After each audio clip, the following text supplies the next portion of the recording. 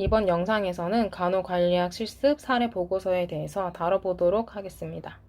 간호관리학 실습을 나가게 되면은 과제가 보통 2개가 주어질 건데, 첫 번째로는 간호관리학 실습 사례 보고서가 아마 주어질 테고, 두 번째로는 듀티표 짜는 게 주어질 거예요. 듀티표 짜는 건 제가 따로 포스팅으로 다뤘기 때문에 굳이 이번 영상에서 중복해서 다룰 필요는 없다 생각해서 다루지 않을 거고, 간호관리학 실습 사례 보고서에 대해서만 다뤄보도록 하겠습니다.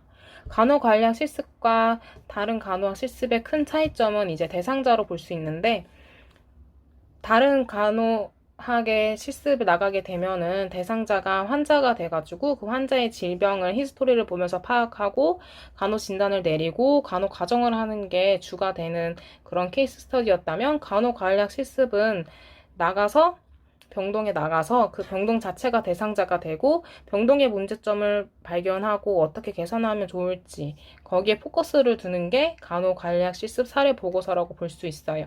이거를 이제 머릿속에 넣어두고 실습을 나가면 됩니다. 일단 처음 실습을 나가서 봐야 될 거는, 성인 간호학 실습을 나가도 그렇지만 병동에 나가게 되면 일단 병동을 전체적으로 한번 살펴보게 되죠. 전체적으로 본다는 게 뭐냐면, 뭐 물품 위치나 린넨실은 어디 있고 배선실은 어디 있고, 그러니까 이런 시설 자체를 보게 되잖아요. 그때는 이 시설을 보는 이유가, 간호사 선생님이 뭔가를 시켰을 때 바로바로 가서 물건도 가져오고 뭐 환자분도 그쪽으로 안내해드리고 그걸 위해서 미리 파악해뒀다면, 간호관리학 때는 그것도 물론 이유가 될 수 있지만 더 주가 되는 이유는 거기에서 문제점을 발견해내기 위해서 봅니다. 물품 같은 경우에는 물품 위치가 제대로 들어있는지, 뭐 린넨실인데 린넨실 안에 뜬금없는 다른 물품이 들어가 있지는 않은지, 그리고 물품은 충분히 구비되어 있는지, 그리고 물품의 유효기간이 다 지나진 않았는지, 그리고 유효기간이 더 뒤인 게 앞에 있고 최근 게 뒤로 다 들어가 있는지, 이런 걸 보게 됩니다. 그리고 물품의 상태를 볼 수 있죠. 이 물품이 제대로 작동이 되는지 그런 것도 확인해 봐야 됩니다. 그리고 가장 흔히 보는 게 이제 마약 이중 잠금 장치가 잘 되어 있는지, 그리고 마약장 정리가 잘 되어 있는지, 그리고 마약 그 키가 잘 관리되어지고 있는지 그런 것도 볼 수 있고, 투약 관리가 제대로 되어지고 있는지 그런 것도 또 볼 수 있겠죠. 마약을 줄 때는 어떤 이렇게 보호 장구 같은 거 잘 착용하고 주는지, 이런 것도 다 문제점이 있다면 문제점으로 잡을 수 있고 개선안도 낼 수 있는 거예요. 그리고 두 번째로 볼 수 있는 건, 이제 간호 선생님을 따라다니면서,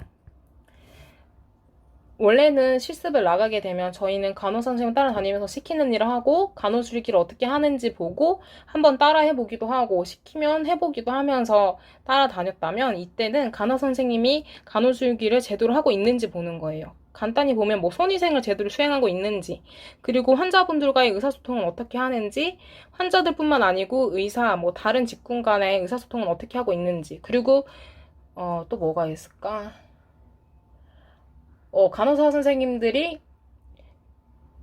휴식을 취할 곳은 많이 있고, 그리고 시간에 잘 휴식을 취할 수 있는 환경인지, 이런 소소한 것들을 다 보고 거기서 문제점을 캐치해내고 개선안을 짜주면 됩니다.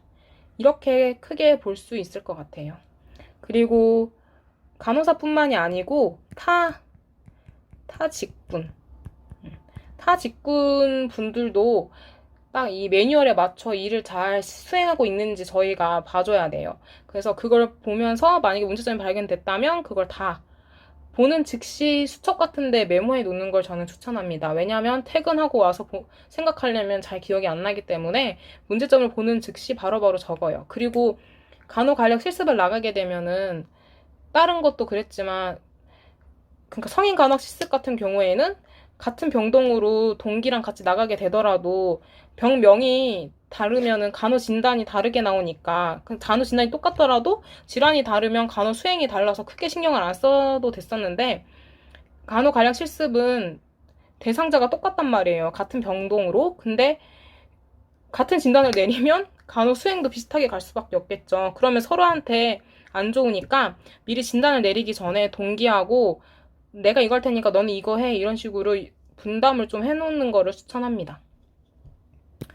이거는 저의 소소한 팁이었고 이제 넘어가도록 할게요. 간호관리 문제점과 개선안으로 해놨는데 여기서 또 팁을 드리자면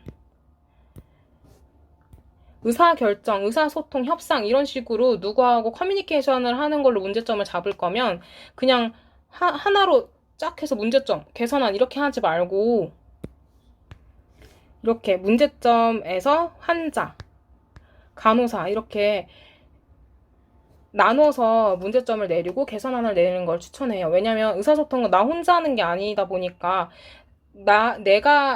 그러니까 A와 B가 의사소통을 하면 A에서의 문제점, B에서의 문제점 이렇게 각각 나올 수 있기 때문에 당연히 문제점도 각각 찾고 개선안도 각각 찾는 거를 추천합니다. 그리고 간호단위, 감염, 환경 이렇게 길게 나와 있지만 이것도 그냥 한 번에 탁 적으면 가독성도 안 좋고 문제점을 찾고 개선을 찾는 것도 별로 좋지 않기 때문에 다 나눠서 이렇게 내려줘요. 마찬가지로 여기도 의사소통을 잡았기 때문에 환자 및 보호자, 의사, 보조 인력 이렇게 각자의 입장에 따른 문제점, 개선안을 잡은 걸 볼 수 있죠. 이런 식으로 세분화해서 나누는 걸 추천합니다. 그리고 더 추가로 해서 볼 게 뭐가 있을까? 제가 뭘 내렸는지 조금 살펴보자면 회진 시간에 대한 문제점도 잡았었고 안내 방송 소리가 작은 것도 잡을 수 있고 그리고 명찰을 제대로 달지 않고 일하는 거 콜벨 교육이 제대로 되어 있지 않고 콜벨을 울리면 병실 앞에 불이 들어오게 되는데 그 불이 잘 들어오지 않은 것도 발견해서 적어줬고요. 그리고 간호 순회 시의 문제점을 보면 간호사가 순회하러 그 병실에 들어가면 버튼을 누르면서 그 병실에 있는 버튼을 누르면 밖에 불이 들어와요. 그러니까 간호사가 여기 위치하고 있다는 걸 알 수 있게 하는 건데 제가 실습 나간 병동에서는 불이 잘 안 들어와가지고 그걸 문제점으로 잡은 거고 금식, 암세이브, 감염 환자 등에 대한 표시가 눈에 잘 띄지 않는 것도 문제점으로 잡을 수 있어요. 그리고 호칭 문제 이거는 이제 병원 신규들 모아놓는 전체 교육에서도 참 말이 많은데 이 호칭 문제도 잡을 수 있고 이것도 약을 원래는 환자분 이름이랑 등록번호 다 확인하고 약을 줘야 되는데 그걸 제대로 하지 않고 가는 거 그리고 순회 체크표라고 제가 나간 병동에서는 간호간병 통합병동이어가지고 순회 체크표가 병실 안에 있었어요. 근데 이것도 병동마다 다르고 또 병원마다 달라요. 이 표가 없는 데도 있을 수 있는데 여긴 이 표가 있었고 그리고 이 표를 원래 들어갈 때마다 해야 되는데 한 번에 몰아서 하는 모습을 보고 적은 거예요. 그러니까 이런 걸 보면 알 수 있듯이 간호사 선생님을 따라다니면서 혹은 그냥 나 혼자 병동을 돌면서 문제점을 잘 파악하는 게 중요해요. 내가 아무것도 모르면 문제점을 찾을 수가 없겠죠. 그러니까 내가 이런 문제점을 파악할 수 있도록 어떻게 병동이 운영돼야 되는지 미리 사전에 지식이 있어야 문제점도 발견할 수 있는 거예요. 그리고 여기 손쉽기 목표율이라는 게 있는데 이런 건 어디서 찾냐면 병동 게시판에 보면은 이게 붙어 있어요. 웬만한 곳엔 다 붙어 있었던 것 같은데 그래서 병동 게시판도 잘 보는 게 중요하고 하다못해 이제 상담실 병동이라고 해서 뭐 간호 스테이션 물품 있는 곳 약품 준비대 막 이런 데만 볼 게 아니고 상담실까지 들어가서 혹은 화장실까지 들어가서 환자 안전 아니면은 상담실이면 상담하기 좋은 환경인지 이런 것도 봐줄 수 있어요. 린넨실도 그냥 린넨실이구나 이렇게 보는 게 아니고 물품 서랍을 다 열어서 하나하나 확인해 보는 게 좋고 방문객 기록지 낙상 고위험 환자 그리고 스테이션에서 음식물을 먹는지 게시일자가 지난 게시물을 제거하지 않는 거 이런 소소한 것까지 다 볼 수 있어요. 그 적정량 배치되어 있는 거 아까 언급했죠. 이런 것도 볼 수 있고 색당물 수거함의 주머니가 작아서 넘치는 것을 볼 수 있었고 뚜껑이 제대로 닫히지 않은 것을 관찰했다. 이게 그 병원 인증평가 때도 되게 중요한 부분이어가지고 이런 것도 봐줄 수 있고 이 카트도 한번 잘 봐보세요. 봉인 스티커가 뜯어져 있는데 교체되어 있지 않은 경우를 볼 수 있기 때문에 이것도 매일매일 한번 보는 걸 추천하고 검체 냉장고, 약품 냉장고 종합회 서명도 볼 수 있어요. 이렇게 간호관리학 실습을 나가면 가만히 있는 게 아니고 오히려 다른 성인간호학 이런 실습보다 더 자세하게, 세세하게 모든 것을 볼 수 있는 그런 실습이 돼야 문제점도 찾고 개선안도 찾을 수 있어요. 네, 이 정도로 간호관리학 실습에 대한 건 다뤄보면 될 것 같습니다.